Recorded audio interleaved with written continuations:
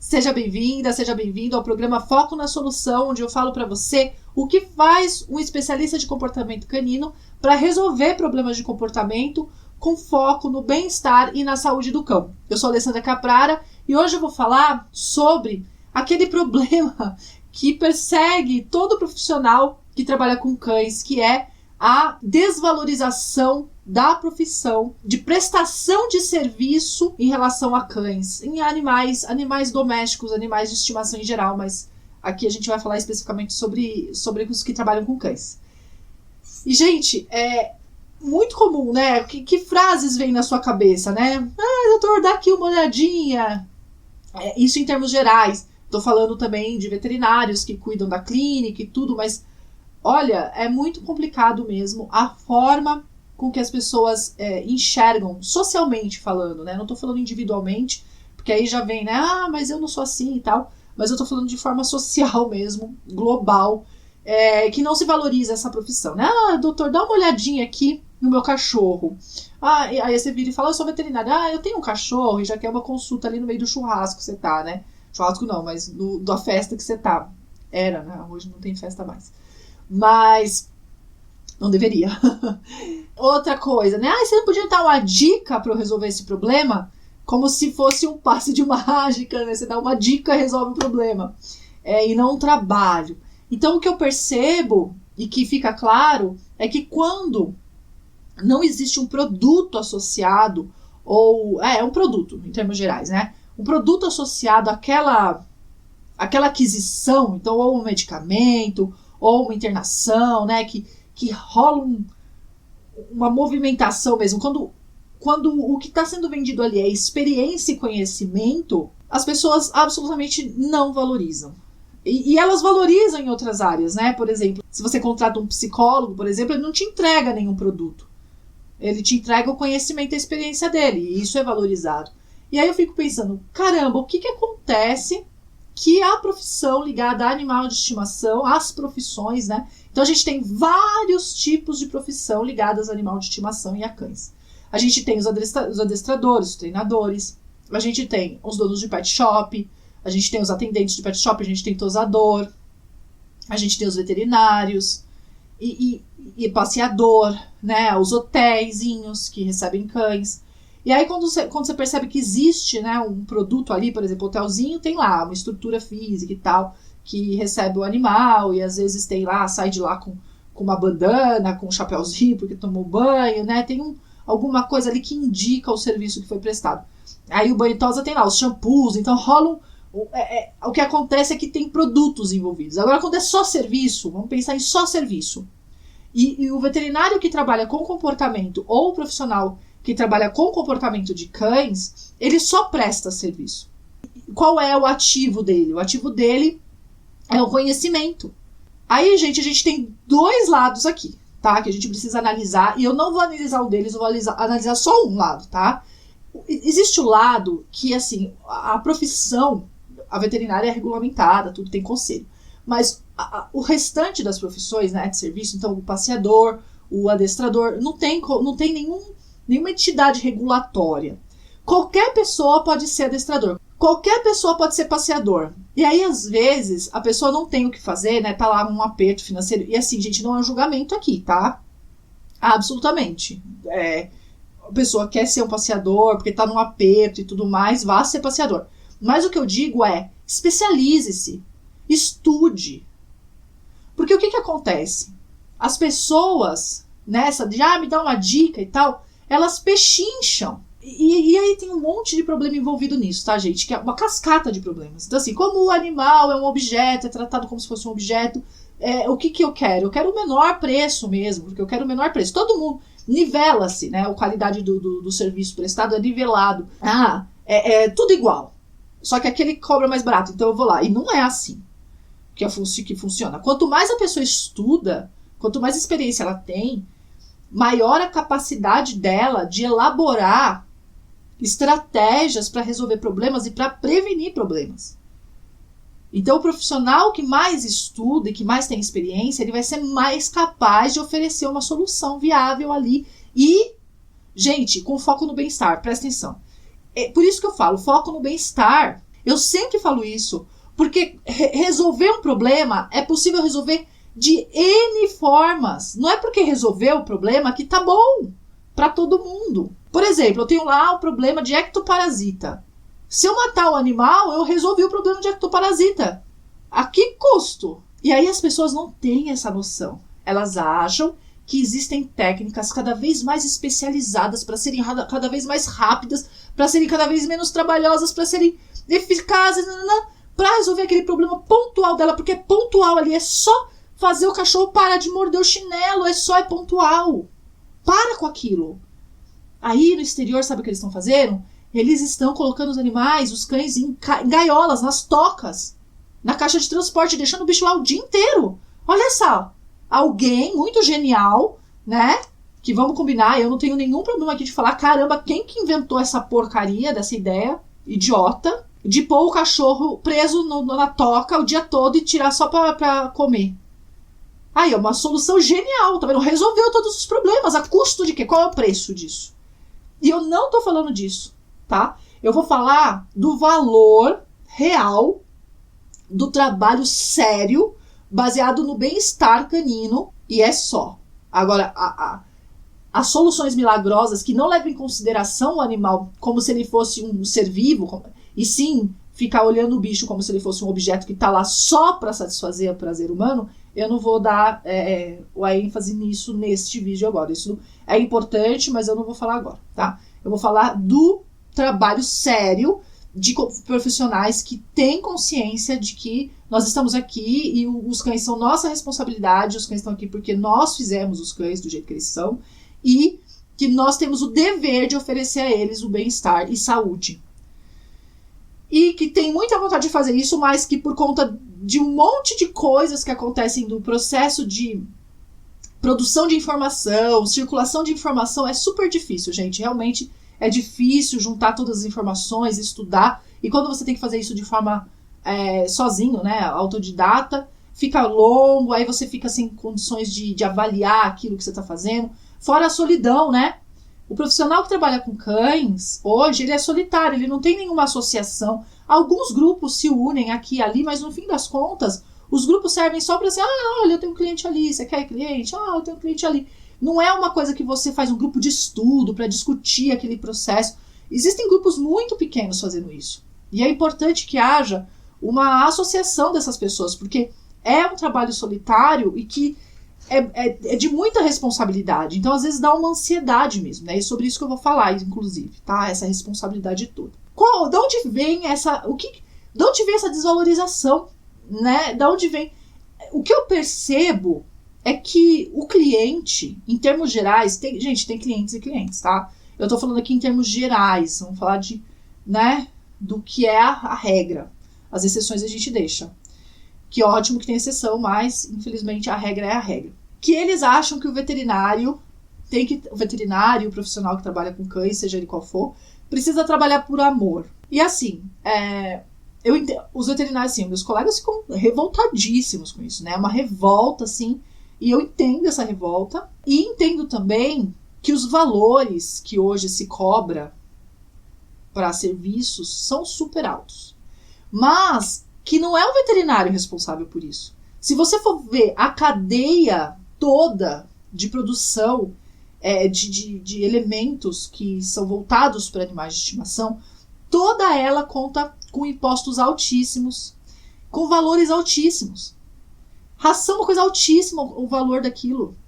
E é engraçado, né? Normalmente as pessoas compram rações caríssimas. E aí a gente entra em outro aspecto, né? O que é na percepção do cliente, do tutor, o que é importante de verdade, indispensável para ele conferir bem-estar. Gente, essa informação é muito importante. É muito importante. E assim, que tem vários fatores envolvidos, tá? Mas eu vou tentar resumir aqui. Basicamente é assim. Existe um vácuo de informações advindas de especialistas na área aqui no Brasil. Eu não estou falando de fora, estou falando daqui, tá? E não existem espaços vazios. O espaço vazio ele vai ser preenchido porque existe demanda. As pessoas querem saber sobre os seus cães. e elas têm a informação que está aí, circulando de forma abundante, livre, e com informações enviesadas sobre cachorro, porque essas informações vêm do mercado. Não estou entrando aqui em nenhuma teoria de conspiração, por favor, eu só estou dizendo que o mercado não tem nenhum compromisso com a verdade científica. Às vezes o mercado fala coisas muito legais sobre cães, fala, mas ele não tem compromisso com essa verdade. Veja bem, eu vou fazer um paralelo aqui com uma conversa que eu tenho com os meus filhos. Uma vez meu filho viu um filme e ele ficou em dúvida.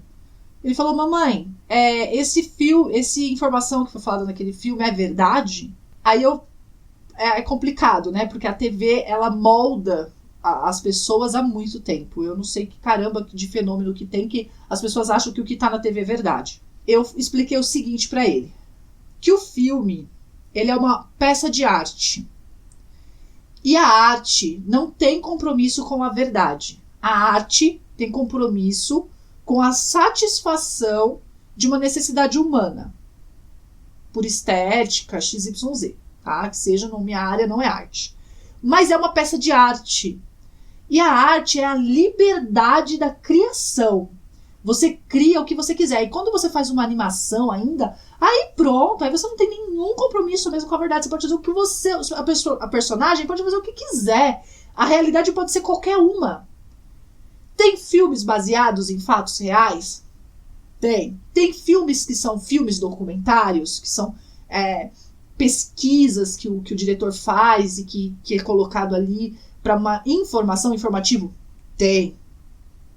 Mas não é um compromisso. Então eu não posso dizer que no filme está sendo dita a verdade. E é a mesma regra para as informações que vêm do mercado. Qual é a função do mercado? A função do mercado é a transação comercial. É compra e venda, seja lá do que for. É de serviço, é de produto, é de informação, é de ideia, é de comportamento. Então, o mercado ele tem uma função, que são as trocas comerciais. Quando você coloca o mercado, que tem como função a troca comercial, para produzir informação e preencher ou satisfazer uma demanda por informação sobre um ser vivo, é temeroso. E assim, eu não acredito que tenha necessidade de mais nenhum argumento. Ah, mas as fábricas, elas têm veterinários lá, tem profissionais. Eu não vou entrar nesse mérito, tá? Porque não cabe aqui, mas eu continuo dizendo que o mercado vende. E se uma fábrica de ração precisa vender ração, ela, tendo um veterinário, ela vai fazer a melhor ração que puder fazer ali, tendo uma estrutura. Vamos supor, a fábrica é super engajada em fazer o melhor, mas ela vai ser a melhor fábrica de ração. E aí, se a gente percebe que ração não é a melhor comida para cachorro, eu não estou dizendo isso, eu estou dando um exemplo, tá? Que a ração não é o melhor alimento para o cachorro, a fábrica de ração vai virar outra coisa? Ou ela vai continuar vendendo que ração é a melhor ração, é a melhor ração? Entende? Então a fábrica de ração não vai deixar de ser fábrica de ração porque foi dito que não é legal o cachorro comer ração. Mas a ciência, essa sim, pode dizer o que é bom e o que não é para o cachorro. Porque o compromisso da ciência é com a verdade científica. Aí, gente, eu não vou entrar nesse mérito também, mas há controvérsias. Porque o mercado, às vezes, algumas fábricas, alguns elementos do mercado encomendam pesquisas para a ciência. Então, eu tenho um parâmetro para mim. Eu tenho um parâmetro quando eu vou avaliar os trabalhos científicos que eu leio. Eu não considero muito importante, eu leio e vou dando notas, né? Eu não considero muito importante quando aquele trabalho foi encomendado por qualquer entidade de mercado, qualquer empresa ou instituição privada com interesses comerciais naquele processo. Eu, na minha opinião profissional, para mim vale a informação livre. A informação que foi feita de forma neutra aqui, que não tem influência de fatores comerciais, econômicos ali. Aí a gente entra em um outro problema, que é justamente o fato de que pesquisa custa dinheiro e tem que ver de onde vem esse dinheiro, e inclusive porque é importante que exista o interesse da informação que está sendo produzida. Então, até isso, né? Você tem modas na ciência, você tem períodos em que uma área foi muito estudada e várias pessoas fizeram aquele estudo e de repente para de estudar aquilo e vai para uma outra área. E isso segue a tendência da curiosidade das pessoas que são alimentadas pelas informações que vêm do mercado. Então, é uma bagunça danada, tá? Tudo isso porque o profissional, o especialista que tem a informação e a experiência, ele não está se pronunciando nessa área. Ele não dá informação, ele não está preenchendo esses espaços com informação livre, de fácil entendimento, porque às vezes quando o profissional faz isso, ou a ciência, é uma linguagem que não é acessível. É uma linguagem inacessível ao público. E aí, o mercado não. O mercado ele tem conhecimento de necessidade do consumidor. Porque, gente, informação é um item de consumo. A gente consome informação. E para ser consumida, ela tem que ser de fácil acesso, de fácil entendimento, apreensão, tem que ser digerível, entende? Ninguém consome o que é quadrado. Então, a gente precisa ter essa noção que nós, profissionais, precisamos encher o mercado de informações com informações de qualidade e livres, né? Livres no sentido de serem imparciais, né? Na verdade, a parcialidade tem que ter a ver com o cachorro e não com outros interesses, nas redes de forma, assim, pura e simples, como eu estou fazendo aqui agora. Então, a gente vai preencher esse espaço vazio aí que tem e que deixa margem para um monte de interpretações erradas. E por que eu estou falando isso de mercado, de informação? Porque como que a gente vai ter valor se o conceito de bem-estar vendido hoje como massivamente é que o bem-estar está ligado a uma boa alimentação, que está ligado a uma boa ração? Tem uma pesquisa de mercado que foi feita, né? Inclusive isso, os números que a gente tem são a partir de pesquisa de mercado. Nós, veterinários, eu, profissional de comportamento, vou numa pesquisa de mercado para ver informações sobre as pessoas que têm animais de estimação. Ou seja, a produção dessa informação está sendo feita pelo mercado também. Você percebe? Então isso é um viés que a gente vai ter que superar a longo prazo, com certeza, para valorizar o nosso trabalho. Porque ele é visto como supérfluo. Ele não é visto como item de primeira necessidade. E, na verdade, o comportamento canino, ele é a base de qualquer trabalho de prevenção. Se não tem conhecimento sobre comportamento, não tem como oferecer bem-estar. Bem-estar não está ligado só à qualidade da alimentação, higiene e saúde física. Está ligado ao ambiente adequado para aquele animal. E aí que eu chego no fato que a gente precisa ir educando os nossos clientes para entenderem o valor e a importância do nosso trabalho, do trabalho do profissional que está realmente comprometido com o bem-estar e a saúde do cachorro, em termos de comportamento, eu estou falando aqui especificamente. E é só dessa forma que eu vejo uma solução para essa questão das pessoas acharem que o serviço prestado é tudo igual, que só muda o preço. Então eu vou para o mais barato, tá? Para essa coisa da pechincha. Porque aí o seu conhecimento perde valor. Porque se tem um cara, veja, tem uma outra pessoa, um outro profissional que não é ligado ao bem-estar, oferecendo uma solução milagrosa que não tem apego e nem direcionamento para o bem-estar canino, ele não oferece bem-estar com aquele resultado, mas dando um resultado milagroso, rápido, repentino, ao preço menor. A pessoa não tem conhecimento, ela vai para lá. E a gente não tem como responsabilizar a pessoa exatamente por isso. Porque ela está agindo de acordo com as informações que ela tem. E a responsabilidade de dar a informação é nossa, do profissional. Então a gente precisa começar a fazer isso, tá? A preencher esses espaços com informação de qualidade sobre o nosso trabalho de comportamento. Certo? Isso eu falando para veterinário, para adestrador, para qualquer pessoa que queira trabalhar nessa área. Precisa ter isso. E tem que ir atrás de técnicas e de trabalhos que levem o cachorro realmente para o bem-estar. Primeiro tem que saber o que é bem-estar, né?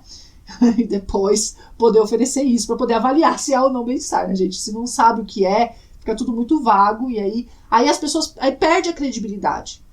Porque como não tem base, não tem uma regulamentação, né? Ninguém meio a Deus dará assim, aí não tem base para a pessoa avaliar. Você tem que ensinar a pessoa como que avalia o seu próprio serviço. E aí, gente, na parte dos colegas, né, dos colegas de profissão, a gente tem uma gradação. Desde o colega que reclama do cliente, né, que pechincha, que desvaloriza o trabalho, nananã. E isso vai piorando, porque isso diminui a qualidade da vida do prestador de serviço. Porque mexe em coisas pessoais, mexe na autoestima, mexe na autoconfiança, mexe em emoções, né? Naquela sensação de dever cumprido, mexe num monte de coisa dentro da própria pessoa, que também é uma pessoa, não é só um profissional, né? A gente tem que ver isso. E aí vai desde o colega que tá lá reclamando, daquele cliente que não valoriza, nananã, até, gente, a nossa profissão de veterinário, na verdade, não tô falando mais de adestrador aqui, tô falando de veterinário, é a profissão que mais tem chance de ter alguém que se suicidou. E as taxas de suicídio dentro da profissão de veterinária estão ligadas à pressão profissional, desvalorização, reclamações, a responsabilidade imensa, os processos de eutanásia. Tem uma série de fatores até que foi estudado, fizeram um levantamento da causa da morte de veterinários de 1979 até 2015 e foi visto que tem uma chance de 3,5 vezes a mais de ter um suicídio dentro da profissão de veterinária do que na população em geral, sendo que a maior taxa é de mulheres. E isso ligado a esse estresse, né, de ter que gerenciar um negócio. A gente não tem formação, né, dentro da faculdade para gerenciar uma clínica, gerenciar um negócio. A gente não é empreendedor, a gente é prestador de serviço. Então toda essa pressão e de não ganhar o suficiente, então é o trabalho que é mal remunerado, e ele você tem que trabalhar mais. Você trabalha muito mais para poder ganhar a vida com aquilo, para poder sustentar a sua própria vida com aquilo. E aí muita gente desiste, mas tem pessoas que não conseguem, acabam mesmo tirando a própria vida, por pressão. E isso é muito sério. Se você tem um colega que reclama, você tem um colega que tira a própria vida. Isso é muito, muito sério. E tá ligado à desvalorização do serviço. Mas eu gosto muito de focar na solução. E a solução é trabalhar tanto com o cliente quanto com o próprio profissional, né? Para ele retomar a autoconfiança, né? A autoestima. Quando é questão psiquiátrica, ir atrás de questões psiquiátricas, tá? Porque tem gente que tem depressão mesmo e acaba precisando de uma intervenção ali, de medicamentosa e tudo. Mas eu não tô falando dessa parte. Eu tô falando mais aí a pessoa vai para ajuda psiquiátrica. Eu não sou psiquiatra, eu não sou psicóloga. E eu vou falar da parte que a gente se baseia em palavras, em ideias equivocadas. E aí vai empilhando um monte de erro que culmina na desvalorização do nosso próprio trabalho. Porque entra num esquema de desespero, assim. Porque, imagina, você trabalha num serviço que as pessoas acham que você tem que trabalhar por amor. Ela não quer pagar o preço do seu serviço. Ela reclama da qualidade do seu serviço. Aí você faz um monte de curso, você investe e continua investindo, porque você acha que se você cobrir a sua parede de diplomas e de certificados, você vai conseguir que o cliente confie em você. E isso não faz ele confiar em você. Então você vai numa bola de erros, equívocos, e na tentativa de melhorar essa situação, e não consegue. E aquilo vai patinando, gente, é a sensação de fracasso. Isso não é legal. E aí eu começo desse ponto. Certificado não garante que você seja uma referência no assunto que você trabalha. Certificado não faz a pessoa confiar em você. Você sabe o que faz as pessoas confiarem em você? É resultado. Gente, não é resultado assim, tá vendo o resultado? Não. Você precisa ensinar o seu cliente a enxergar o resultado. E olha, pra gente ensinar o cliente a enxergar o resultado, a gente tem que romper aquela barreira das informações equivocadas que ele recebe do mercado, das informações livres por aí, dos parâmetros de bem-estar que ele está sendo educado a perceber, das distribuições de responsabilidade. Então o profissional ele tem que ter clareza que ele não trabalha sozinho. O profissional que trabalha com comportamento, ele não trabalha sozinho. Não adianta, não é dar uma injeção e acabou, leva para casa, enfim. O profissional de comportamento, ele tem um executor do serviço, que é o tutor. É só o tutor que pode fazer isso. Isso é muito importante, deixar muito claro. E dentro desse processo todo, tem fases, né? Você tem toda uma etapa para seguir, para poder realmente desfazer esses equívocos e valorizar se não toda a profissão socialmente, que isso não dá pra, um indivíduo não consegue valorizar a profissão como um todo socialmente, mas ele consegue agregar valor no próprio trabalho. E aí, se todos fizerem a mesma coisa, o resultado disso vai ser uma melhora na valorização do todo da profissão inteira, tá? Então, o que é valor? Não é dinheiro valor. Valor não é o quanto o cliente paga para você. Valor é a capacidade que você tem de oferecer soluções e agregar mudanças importantes na vida do outro. E isso, gente, o valor não é uma coisa absoluta. Se eu estou fazendo valor para o outro tem que perceber como valor. E para o outro perceber como valor, eu preciso que ele entenda as particularidades daquilo. E, novamente, a gente tem que educar o nosso cliente, não tem escapatória.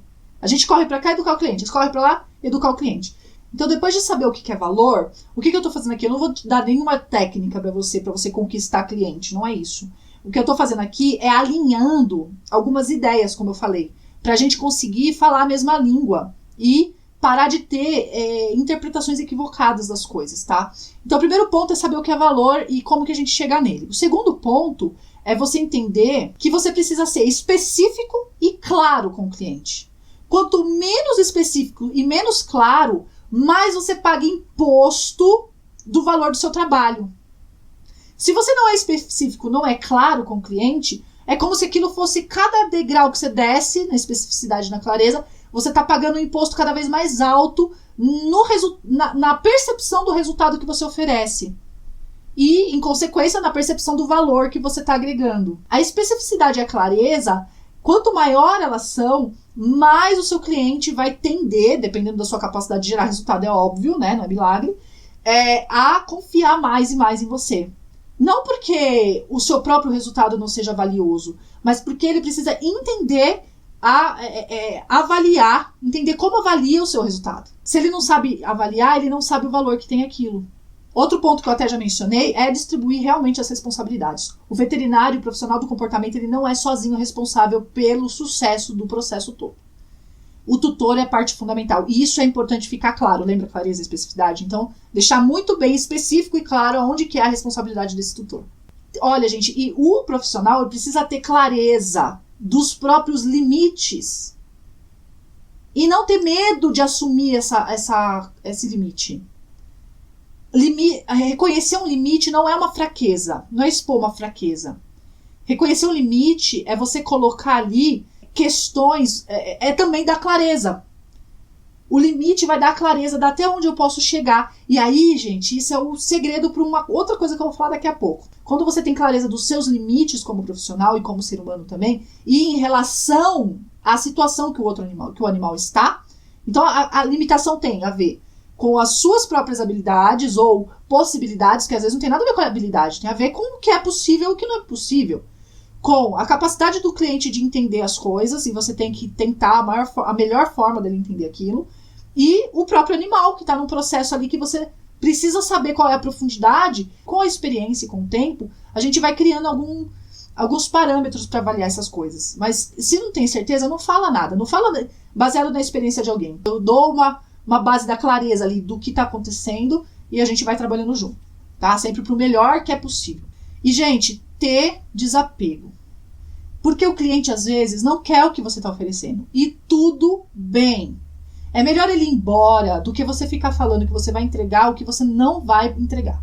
A não ser que você pare de agir de acordo com os seus valores. Porque se você é um profissional que é alinhado com o bem-estar, você vai dar para o cliente apenas soluções que vão considerar o bem-estar. Se ele não está nem aí com o bem-estar do cachorro, ele que procure alguém que não esteja nem aí com o bem-estar do cachorro. E você fique firme na sua posição. Não flexibilize algumas posições, porque a sua firmeza, sabe o que pode fazer? Pode fazer esse cliente voltar depois. Inclusive. Porque ele vai ver que fez caca em algum momento, se ele tiver boas intenções com aquele cachorro.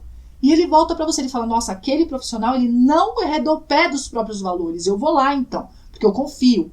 Quando você está firme com os seus valores, né, valor de novo, né? Mas valores no sentido de meta, de missão, né, de objetivos, você inspira confiança também. Pode ser não ser ali na hora, não ser instantâneo, mas a longo prazo é muito importante que você esteja alinhado com esses valores que você tem. Não deixe eles de lado, não. E aí eu falei para vocês agora há pouco que o resultado nem sempre é percebido pelo cliente, porque ele não é educado a isso. Então, tudo isso que eu falei até agora é uma forma de você alinhar as expectativas. Eu vou ser mais específica daqui a pouquinho. Mas assim, por que eu falo isso? A satisfação do seu cliente, ele é a razão entre o seu resultado e a expectativa do cliente.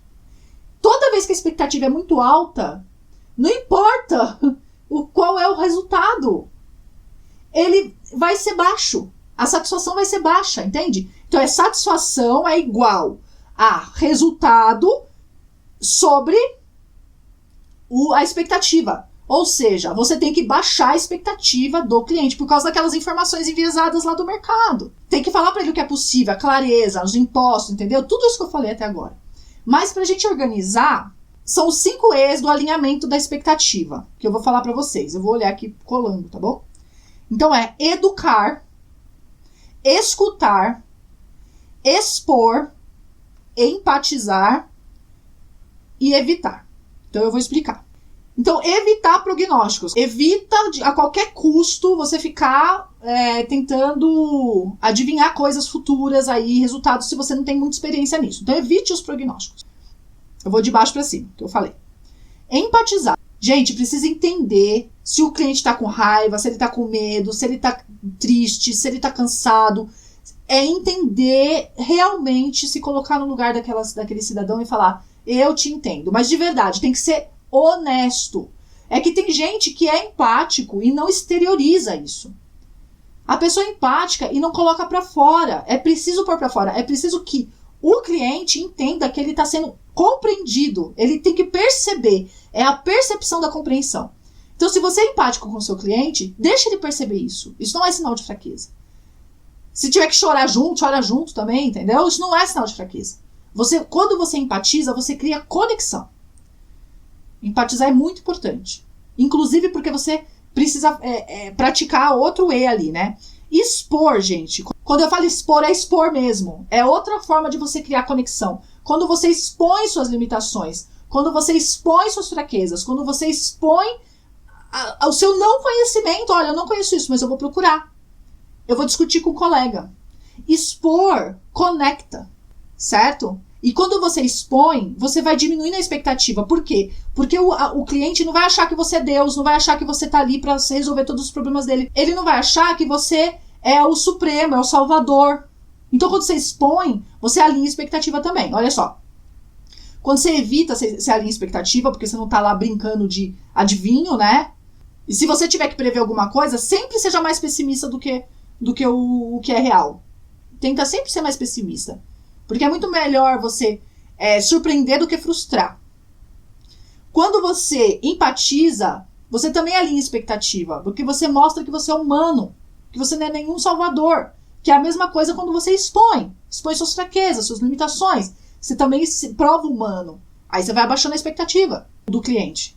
E quando você escuta, gente, a escuta é uma habilidade indispensável para o profissional de comportamento. Quando você escuta, você também cria conexão e você capta elementos impossíveis de captar quando você fica fazendo pergunta. Escutar as histórias traz muito elemento para você trabalhar. Então a escuta atenta é uma coisa que conecta e é uma coisa que alinha, porque também te torna mais humano. Te tira do posto de salvador. E educar, gente. Educar é, basicamente, dar as informações necessárias para o cliente conseguir a base que ele precisa para alterar os hábitos que ele tem, os hábitos inadequados que geram os maus comportamentos no cachorro. E uma outra função da educação também é você explicar todos os procedimentos que você está fazendo para o cliente baixar a ansiedade, para ele entender o processo. E aí explicar para o cliente qual é o papel dele dentro daquele processo. Então a educação tem essas três funções, que é basicamente para alinhar também a expectativa. Então ele não tem mais a expectativa que você é o salvador. Ele tem a expectativa que vocês vão formar uma dupla dinâmica que vai trabalhar pelo bem-estar do cachorro. É aí que você tem que chegar, porque aí você alinhou a expectativa. Porque aí, qualquer fracasso tem que ser analisado numa dupla. Quem fracassou ali? Foi na execução ou foi na elaboração da estratégia? E juntos vão chegar num consenso. Tá certo? Então esses 5 E's são muito importantes, tá bom? Para alinhar a expectativa do cliente e para poder ter um grau de satisfação. A satisfação do cliente é que vai, alinhada com a expectativa, é que vai ser o que vai valorizar o trabalho. Porque aí ele vai começar a falar para as pessoas e vai passar isso para frente. E eu tenho aqui 2 palavras para você riscar do seu vocabulário. A palavra culpa. Culpa não existe. Culpa é uma palavra que não é uma ação. Culpa está presa no passado. Culpa gera dor. Você substitui essa palavra por responsabilidade. Responsabilidade gera ação. Ela está presa ao futuro. Ela te dá o poder de mudar o que você está fazendo para mudar a realidade. Quando você se responsabiliza, você toma para si o poder. Quando você sente culpa, você sente e chora. Então, risca a culpa. E da mesma forma que você risca a culpa, você vai riscar a desculpa. Porque a desculpa, se não tem culpa, não tem desculpa. A desculpa te coloca numa posição de implorar algo. E não de ativo, e não de consciente. A frase que você vai substituir é sinto muito. Aconteceu alguma coisa que não foi certo, é sinto muito. Porque sinto muito é uma postura mais consciente. E expõe o que você sente. Eu sinto muito. Falhamos, falhei, errei. Certo? Então, essas 2 palavras nos levam para lugares onde a gente não quer estar. Então, a gente risca. Culpa é desculpa. Que vai ser responsabilidade, sinto muito. Essa daqui bobeira. Não, não é bobeira.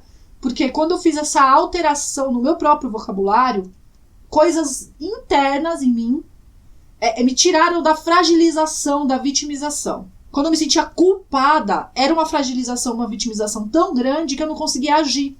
Quando eu pedia desculpa, era uma vergonha, uma sensação de fracasso tão grande que eu não conseguia agir. Que é diferente quando você sente muito, você se coloca ativo na situação.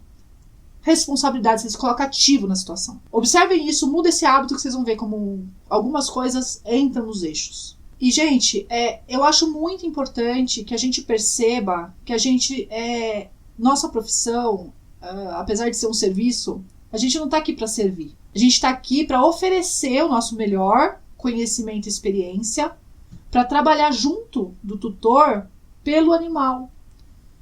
Quando você se tira da posição de serviçal, você não é serviçal. Não é porque ele está te pagando que você tem que entregar o que ele quer, percebe? E é nesse ponto que a nossa profissão, que a nossa função individual e social vai sair desse limbo, né? De desvalorização, de ter que trabalhar por amor, de parecer tudo igual, para uma diferenciação, quando for trazer esse cliente para a consciência da importância que o nosso serviço tem dentro da promoção de bem-estar e saúde. Mas sem a gente produzir informação livre e sem fazer dessa forma, não tem como valorizar. Não adianta ficar sentado reclamando e a gente ficar lamentando nossos colegas que tiram a própria vida. A gente precisa agir para mudar a realidade. Auxiliar os colegas também, mas assim, gente, sinceramente, eu não sei lidar com isso, então eu não estou dando nenhum conselho em relação a colegas que sejam em risco. Quando está em risco dessa forma, precisa ir atrás de um profissional para que não adianta ficar falando isso para uma pessoa que está em sofrimento e uma dor tão grande a ponto de tirar a própria vida. Eu não estou falando isso, porque eu falei para vocês no começo do vídeo. É uma gradação dos colegas que reclamam dos clientes, até os colegas que tiram a própria vida. E eu não estou falando do extremo lá não. Tá? Eu tô falando dessa outra fatia que reclama e precisa começar a agir de forma diferente para colher resultados diferentes para si e para nossa classe. Não falando só de veterinários, mas também de adestradores ou outras pessoas que prestam serviço para cães que estão ligados ao bem-estar e que precisam dessa virada aí para poder, de fato, ganhar vida fazendo o que ama, né? Porque é muito difícil realmente, nesse cenário que a gente vive, manter, em termos gerais, tá, gente? Claro que tem veterinários que conseguem, tem adestradores que conseguem, mas é pontual. Eu tô dizendo assim, para a própria profissão ser uma profissão valorizada dentro desses aspectos que eu falei. E chegamos ao fim desse episódio do Foco na Solução. Até a próxima!